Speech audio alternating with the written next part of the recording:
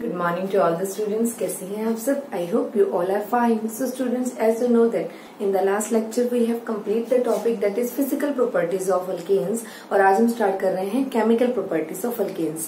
So आज का topic रहेगा the chemical properties of alkanes और इसमें first property आज हम discuss करेंगे that is substitution reaction. So आज हमारा topic रहेगा first property is substitution reaction. Substitution reaction. तो सब्स्टिट्यूशन रिएक्शन बच्चे काफी टाइप की होती है, जैसे हेलोजिनेशन, नाइट्रेशन, सल्फोनेशन। तो सब्स्टिट्यूशन आपने काफी टाइप की इसके अंदर स्टडी करनी है। जैसे हेलोजिनेशन रिएक्शन जिसमें हेलोजन एलिमेंट का सब्स्टिट्यूशन होगा। दूसरा है नाइट्रेशन जिसके अंदर NO2 ग्रुप का सब्स्टिट्यूशन होगा। तीसरा है हमारे पास सल्फोनेशन जिसके अंदर सल्फोनेट ग्रुप का सब्स्टिट्यूशन होगा। ठीक है, तो ये तीनों के तीनों सब्स्टिट्यूशन रिएक्शन आपके सिलेबस में है। और हेलोजिनेशन रिएक्शन फर्दर कैटेगराइज करके हमने पढ़ना है, जैसे फ्लोरिनेशन, क्लोरिनेशन, ब्रोमिनेशन, आयोडोनेशन। ठीक है, तो इसको भी हमने फर्दर 4 कैटेगरी में डिवाइड करके पढ़ना है हेलोजिनेशन को। First one is called fluorination, second one is called bromination, next is second one is called chlorination, next one is called bromination, and last one is called iodination. So इस तरीके से हम halogenation concept को clear करेंगे with the help of substitution reaction. So आज का topic रहेगा fluorination. सबसे पहले हम पढ़ेंगे फ्लोरिनेशन के बारे में। सो जो फ्लोरिनेशन का कंसेप्ट है बच्चे, as you know that fluorine जो है, fluorination the concept is fluorination, और उसमें जो फ्लोरीन है वो स्मॉल साइज का एलिमेंट है, हाईली इलेक्ट्रोनेगेटिव एलिमेंट है। सो इट टेक्स प्लेस अगर मैं बात करूं कि फ्लोरीन कभी भी रिएक्ट करेगा स्पेशली अल्केन्स के साथ, तो वो काफी एक्सप्लोसिवली रिएक्ट करेगा because of small size, because of high electronegativity. So fluorine always takes place explosively resulting even the rupture of CC and CH bond forming during the formation of the product. So fluorination की reaction हमेशा काफी explosive होने की वजह से वो proper तरीके से कैरी फॉरवर्ड नहीं हो पाती हैं। तो सब्स्टिट्यूशन हो पाता है बट फ्लोरिनेशन के केस में प्रॉपर सब्स्टिट्यूशन की रिएक्शन टेक्स प्लेस नहीं हो पाती। और आपको पता है सब्स्टिट्यूशन का मीनिंग क्या है? सब्स्टिट्यूशन आप लोगों ने 10th में भी पढ़ा है और 11th में भी आप लोगों को सब्स्टिट्यूशन का कंसेप्ट बहुत अच्छे से पढ़ना है, जिसके अंदर एक एलिमेंट, कोई भी एक एलिमेंट दूसरे अनदर, जैसे Cl2 है, दूसरे एलिमेंट के साथ रिप्लेस कर दिया जाएगा। जैसे इसमें R के साथ, R is a long chain of carbon, उसके साथ H अटैच है तो HCl के साथ चला जाएगा और दूसरा एलिमेंट यहाँ R के साथ सब्स्टिट्यूट हो जाएगा। ये सब्स्टिट्यूशन रिएक्शन, और बाय प्रोडक्ट में HCl रिलीज हो रहा है, ये सब्स्टिट्यूशन रिएक्शन है। तो अभी मैं सिखाती हूँ आपको सब्स्टिट्यूशन। फ्लोरीन के केस में तो प्रॉपर सब्स्टिट्यूशन नहीं हो पाती because of explosive nature of the fluorine. Now we will study about the chlorination of the substitution reaction. Chlorination बहुत परफेक्ट तरीके से रिएक्टिवली फॉर्म में क्लोरिनेशन का प्रोसेस हो पाता है और ये आपने 10th क्लास में पढ़ा भी है। Suppose we have a CH4 molecule as a reactant and we add Cl2 gas through it in the presence of sunlight or light or in the presence of heat, sunlight as a heat। ठीक है, तो क्या होगा, मैंने अभी आपको बताया है, इसके अंदर एक H और यहाँ से एक Cl मूव करके बन जाएगा CH3Cl प्लस HCl, जिसे हम क्लोरोमीथेन बने बोलेंगे। मेन प्रोडक्ट है इसके अंदर क्लोरोमीथेन। ये क्लोरोमीथेन अभी भी काफी रिएक्टिव है। जब इसमें दोबारा से गैस लगातार Cl2 गैस पास होगी तो अगेन Cl H के साथ रिमूव होकर CH2Cl2 बन जाएगा। एक HCl और इसमें से रिमूव हो सकता है। सेम अभी भी एक काफी रिएक्टिव कंपाउंड है because of presence of hydrogen atom, वो बहुत जल्दी ब्रेक हो सकता है। तो CH2Cl2 के साथ अगेन Cl2 रिएक्ट करवाएंगे। H nu E equal to H nu होता है according to Planck's theory which is represent the radiation. ठीक है, लाइट रेडिएशन फोटोन को रिप्रेजेंट करता है। तो एक Cl और ऐड हो जाएगा, H और रिमूव हो जाएगा, CH Cl3 जिसे बोलते हैं, और इसको हम स्पेशली बता रही हूँ बार बार, ये क्लोरोफॉर्म भी बोल सकते हो या इसे ट्राइक्लोरोमीथेन भी बोल सकते हो, और कॉमन नेम में ये है क्लोरोफॉर्म का फॉर्मूला CHCl3। तो इस तरीके से क्लोरोफॉर्म बनता है, आपको पता हो जब CH2Cl2 में Cl2 पास करते हैं इन द प्रेजेंस ऑफ सनलाइट और लाइट, ठीक है, तो फॉर्मेशन होती है CHCl3। यहाँ से एक Cl और यहाँ से एक H रिमूव हो जाता है और एक Cl यहाँ जाकर H की जगह पे सब्सिट्यूट हो जाता है, दिस इज कॉल्ड क्लोरोफॉर्म, और वी कैन से दैट ट्राइक्लोरोमीथेन।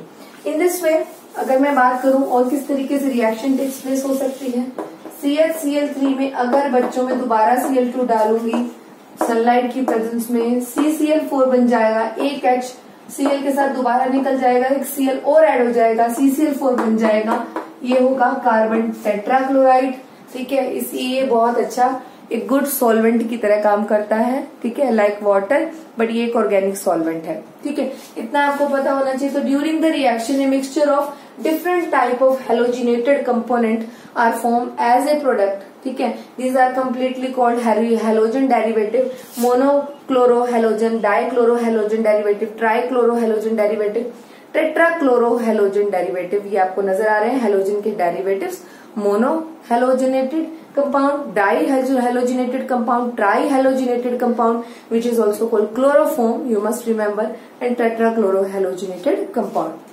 अगर मैं यही क्लोरीन की जगह बात करूं ब्रोमीन की, तो ब्रोमीन की रिएक्शन बिल्कुल क्लोरीन की तरह हो सकती है। जैसे अभी आपने देखा CHCl3 बना क्लोरोफॉर्म थर्ड स्टेप के अंदर, ऐसे ही CHBr3 भी बन सकता है जिसे हम ब्रोमोफॉर्म बोलते हैं, ठीक है, थर्ड स्टेप के अंदर। बट ब्रोमीन का जो कंसेप्ट है, ब्रोमीन की जो रिएक्शन है, सिमिलरली क्लोरीन की तरह रिएक्ट करता है बिल्कुल, बट लेस रैपिडली, वो थोड़ा सा स्लो चलता है, बाकी कोई प्रॉब्लम नहीं है। और अगर मैं बात करूं इसके थर्ड स्टेप की, ये ब्रोमोफॉर्म है, जैसे मैंने अभी थोड़ी देर पहले क्लोरोफॉर्म के अंदर Cl2 डाला, ब्रोमोफॉर्म के अंदर Br2 में डालूंगी, ठीक है, सेम उसी रिएक्शन को हम कैरी फॉरवर्ड करेंगे सनलाइट की प्रेजेंस में, तो मेरे पास CBr4 भी बन सकता है, टेट्रा ब्रोमोमीथेन भी बन सकता है, सेम उसी तरीके से। तो आपको पता होना चाहिए ये ब्रोमोफॉर्म है, ब्रोमोफॉर्म में जब ब्रोमिनेशन की जाती है तब भी टेट्रा ब्रोमोमीथेन की फॉर्मेशन होती है, जैसे same as in case of chlorination, ठीक है, but the reaction is less rapidly. अब हम बात आइटोनेशन रिएक्शन की बच्चों, आइटोनेशन रिएक्शन की बात करें, मतलब I2 की बात करें कि I2 कैसे रिएक्ट करता है रिएक्शन के अंदर। सो बच्चों, it is carried by heating alkane with iodine in the presence of oxidising agent.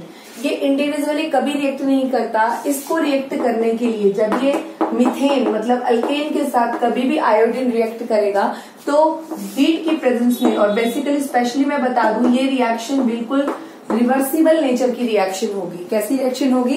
Reversible nature की रिएक्शन होगी। फर्स्ट टाइम जब मैंने आयोडीन डाला है अल्केन्स में, प्रोडक्ट की फॉर्मेशन हुई है iodo alkane which is also called iodomethane, जिसे हम आइडोमीथेन भी बोल सकते हैं, ठीक है। तो जब ये रिएक्शन होगी तो this reaction is basically takes place in the presence of HiO3 as a oxidising agent की प्रेजेंस में ये रिएक्शन होगी। बिकॉज जब ये रिएक्शन होती है तो प्रोडक्ट बाय प्रोडक्ट बनता है HI, और ये HI इस ऑक्सीडाइजिंग एजेंट HiO3 के साथ रिएक्ट कर हीट की प्रेजेंस में, जैसे हीट तो सप्लाई की हुई है, बाय प्रोडक्ट HI बना और HI के साथ ये कुछ ऑक्सीडाइजिंग एजेंट की कंडीशन में ही ये रिएक्शन होती है, क्योंकि ये HI इस ऑक्सीडाइजिंग एजेंट के साथ मिलकर हीट की प्रेजेंस में ही क्या बना देता है, अगेन फॉर्मेशन कर देता है रिएक्शन के अंदर I2 की, ठीक है। जो I2 डाला था वो अगेन इस रिएक्शन में बन जाता है अपने आप ही, ये HI इंटरमिक्स हो जाता है HiO3 के साथ, ठीक है, और हीट की सप्लाई हो रही है तो अगेन I2 की फॉर्मेशन हो जाती है इस रिएक्शन के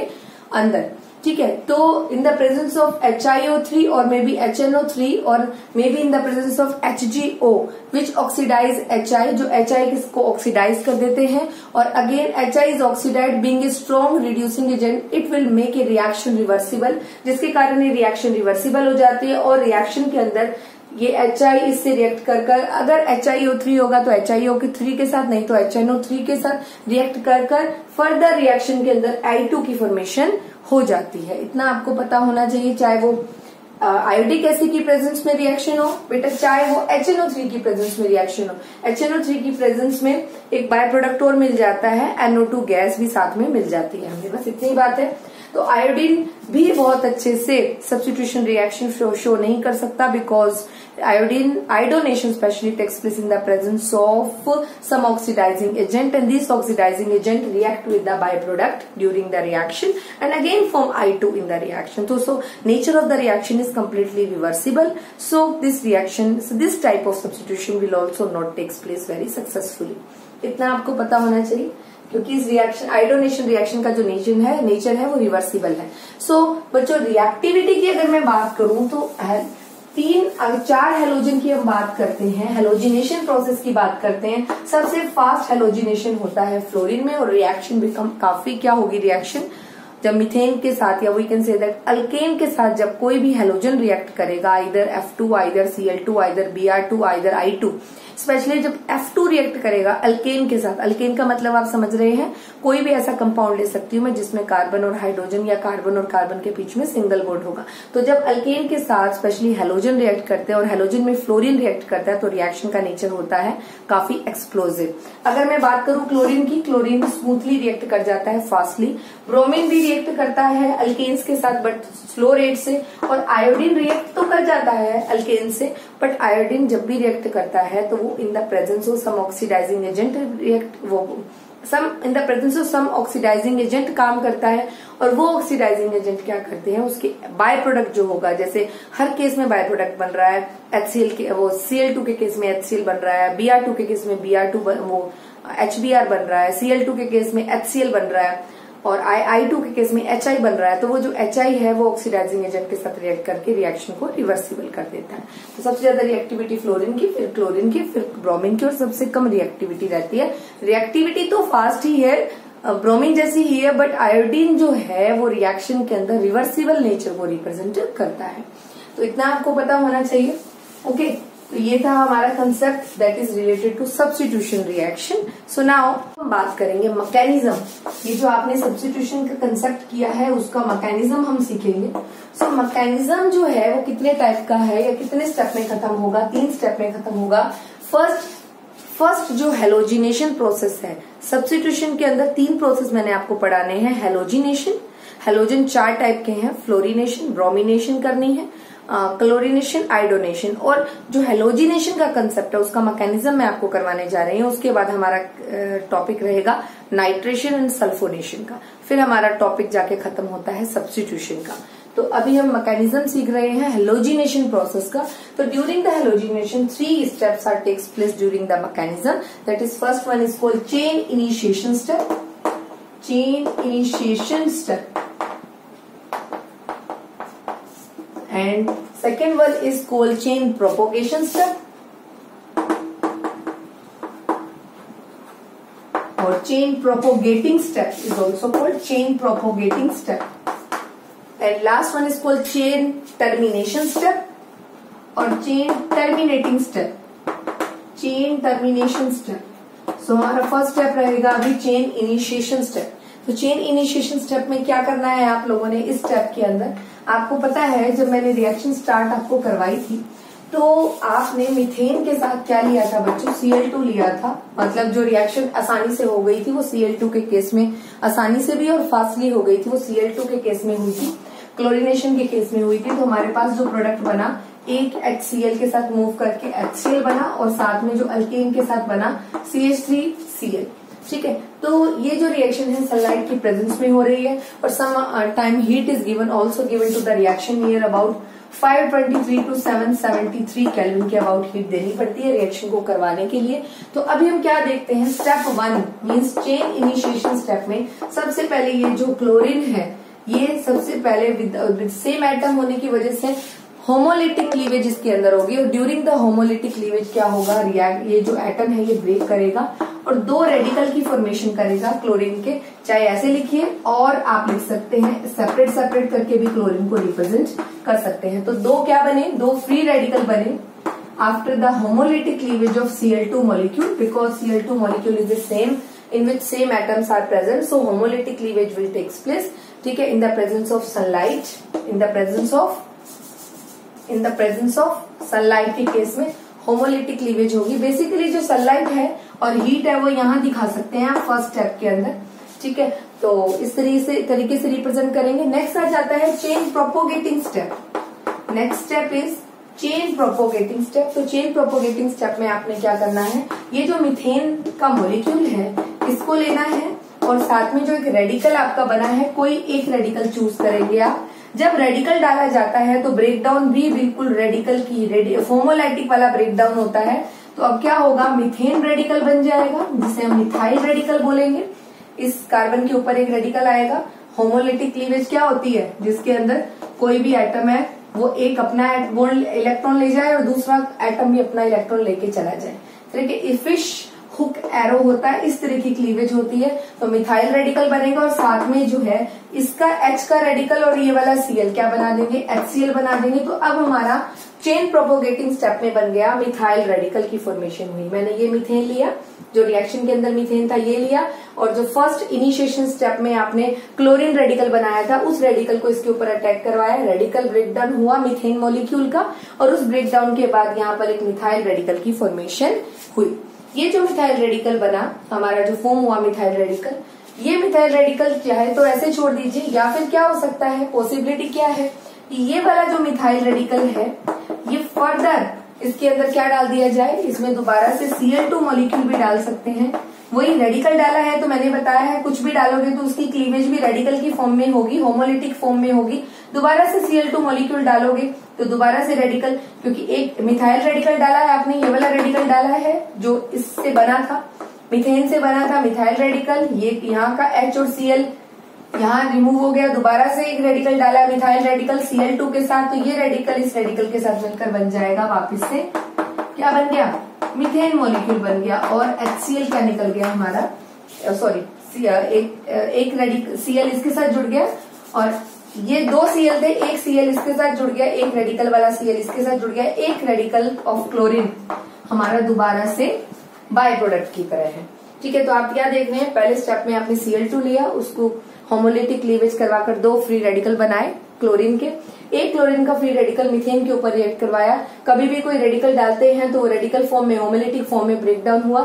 एक H रेडिकल Cl रेडिकल के साथ HCl बना लिया और एक रेडिकल है मिथाइल का, वो मिथाइल रेडिकल को दोबारा से Cl2 मॉलिक्यूल के साथ रिएक्ट करवाया। तो वो रेडिकल जब Cl2 के साथ रिएक्ट करेगा तो Cl का रेडिकल और मिथाइल रेडिकल रिएक्ट करके क्या बन जाएगा, क्लोरोमीथेन, और एक रेडिकल क्या हो गया, फिर से फ्री हो गया। Now the reaction is chain termination reaction. अगला स्टेप है रिएक्शन को टर्मिनेट करने का, खत्म करने का। तो इनिशिएशन का मतलब होता है रिएक्शन की शुरुआत करना, प्रोपोगेशन का मतलब होता है रिएक्शन को आगे बढ़ाना, रेडिकल्स को आपस में जोड़कर दिखाना, ये रिएक्शन को कैरी फॉरवर्ड करना, और टर्मिनेशन का मतलब होता है रिएक्शन को दोबारा से स्टॉप कर देना। अब हम देखेंगे कि रिएक्शन किस तरीके से स्टॉप होगी। तो अब हमारे पास है step that is called chain termination step. Termination means reaction को टर्मिनेट करना है, हमने बंद करना है। तो चेन टर्मिनेशन स्टेप क्या होता है बेटा, चेन टर्मिनेशन स्टेप के अंदर क्या होगा, इसके अंदर रेडिकल अगर बच जाता है वो रेडिकल सेम रेडिकल से रिएक्ट करवाकर हम Cl2 बना सकते हैं। अगर मिथाइल रेडिकल एक्सेस में बच जाता है तो उसको भी हम उसके ही मिथाइल रेडिकल के साथ रिएक्ट करवाकर इथेन बना सकते हैं, ऐसी भी पॉसिबिलिटी है। या फिर जो रेडिकल होता है उसको हम क्लोरीन रेडिकल के साथ रिएक्ट करवाकर क्लोरोमीथेन भी बना सकते हैं। तो टर्मिनेशन में तीन पॉसिबिलिटी है। अगर कोई रिएक्शन के अंदर रेडिकल है तो उसी रेडिकल के साथ रिएक्ट करवाकर ये रेडिकल और ये रेडिकल जुड़कर क्या बन जाएगा, Cl2। अगर रिएक्शन में मिथाइल रेडिकल है तो उसको मिथाइल रेडिकल से रिएक्ट करवाकर क्या बन जाएगा, इथेन। अगर रिएक्शन के अंदर एक मिथाइल रेडिकल है और एक क्लोरीन है तो वो रिएक्ट करके क्या बन जाएगा, क्लोरोमीथेन। तो इस तरीके से चेन टर्मिनेशन का प्रोसेस टेक्स प्लेस होगा। Now we will discuss about substitution के अंदर हम सेकेंड पार्ट जो मैंने आपको बताया दैट इज नाइट्रेशन। तो अभी मैं आपको पढ़ाने जा रही हूँ second step of substitution that is called nitration. Nitration का प्रोसेस किसे बोला जाता है, तो बच्चे इसके अंदर क्या होगा, सपोज आपके पास एक रिएक्टेंट है दैट इज मीथेन और आपने इसमें डाला है HNO3 मीन्स नाइट्रिक एसिड डाला है, और इन द प्रेजेंस ऑफ ये जो नाइट्रिक एसिड है अगर सल्फ्यूरिक एसिड की प्रेजेंस में डाला जाए तो रिएक्शन का रेट भी फास्ट होता है और H2O मॉलिक्यूल भी बहुत जल्दी इसमें से रिलीज होता है। तो इस कंसेप्ट में हम क्या देखते हैं, 723 से 773 केल्विन में ये टेम्परेचर किया, हीटिंग में किया, और ये ब्रेक डाउन हो रहा है OH और NO2 ग्रुप में। यहां से एक H और यहां से OH क्या रिमूव कर देगा, वाटर मॉलिक्यूल रिमूव कर देगा, और ये नेगेटिव चार्ज है, यहाँ का जो पॉजिटिव चार्ज है ये इसके साथ रिएक्ट करके क्या बन जाएगा, नाइट्रोमीथेन की फॉर्मेशन करेगा। किसकी फॉर्मेशन करेगा, nitromethane. Again I will repeat, what do you mean by nitration, this involve the replacement of hydrogen of alkane. एक H यहां से लेंगे, अल्केन ये मीथेन है, इसका एक H लेंगे, ठीक है, तो in which replacement of hydrogen of alkanes with the NO2, ठीक है, with the NO2 group will takes place at the room temperature. Alkanes do not react with the nitric acid. At the room temperature alkanes properly react नहीं कर पाते हैं nitric acid से। Higher alkanes is carried out by boiling. अगर मैं इस carbon की जगह पे बहुत हायर कार्बन की चेन ले लूं तो वो बॉइलिंग पे ही नाइट्रिक एसिड से रिएक्ट कर पाएंगे, और lower alkane react with the nitric acid at in the vapour conditions और at the high temperature condition. And अगर मैं हायर अल्केनिया ले लेती हूँ, कार्बन की चेन बड़ी ले लेती हूँ, तो वो रिएक्शन, नाइट्रेशन की रिएक्शन सिर्फ तब हो पाएगी जब हम रिएक्शन की क्या करेंगे, बॉइलिंग करेंगे। तो in this concept involve the replacement of hydrogen atom of alkanes with the NO2 group. तो यहाँ का एक H निकालना है और NO2 ग्रुप उसकी जगह ऐड करना है। यहाँ का H और यहाँ का OH H2O फॉर्म में निकल जाएगा। चाहे आप इसे हायर हीटिंग करके या फिर अगर सल्फ्यूरिक एसिड भी डालेंगे इस रिएक्शन के अंदर, तो सल्फ्यूरिक एसिड डिहाइड्रेशन का काम करता है, हाइड्रोजन को रिमूव, वाटर को रिमूव करने का भी काम करता है। यहाँ से H निकलेगा, यहाँ से OH निकलेगा, ये OH जो होगा ये HNO3 का होगा, नाइट्रिक एसिड का होगा।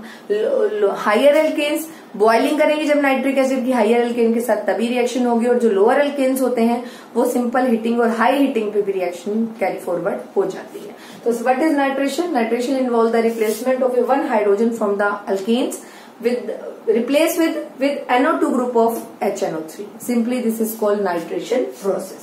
इतना आपको पता हो। अगर यही मैं बात करती हूँ बच्चे कौन से प्रोसेस की, दैट इज कॉल्ड सल्फोनेशन।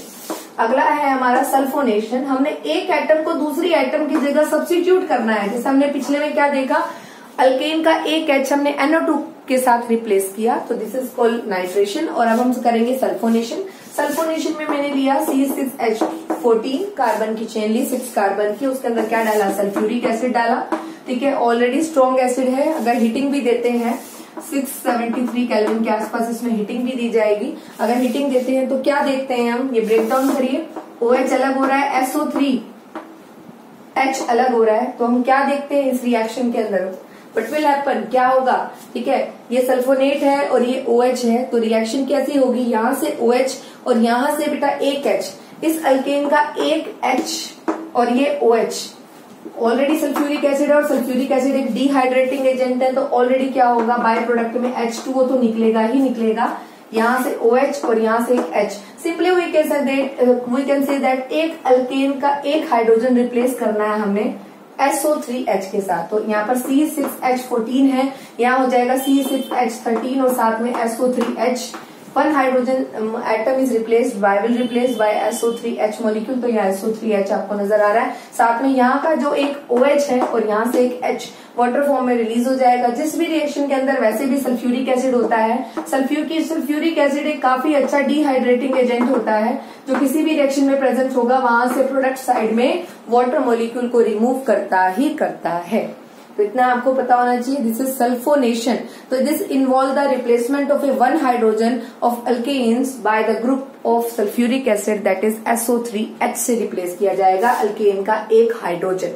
तो अल्टीमेटली एक को हटाकर दूसरे ने एंट्री देनी है, तो सब्स्टिट्यूट होना है। तो these are the type of substitution reaction.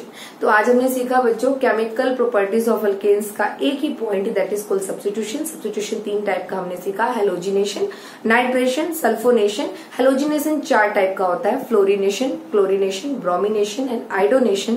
Fluorination का प्रोसेस काफी एक्सप्लोसिवली होता है, क्लोरिनेशन मोर रैपिडली वर्क करता है, क्लोरीन का Cl2 molecule during the substitution बहुत अच्छे से वर्क करता है। ब्रोमिनेशन भी क्लोरिनेशन की तरह काम करता है, बट क्लोरिनेशन की तरह प्रोसेस शो करता है ब्रोमीन भी, but the rate of reaction is as compare to the chlorination process कुछ स्लो होता है।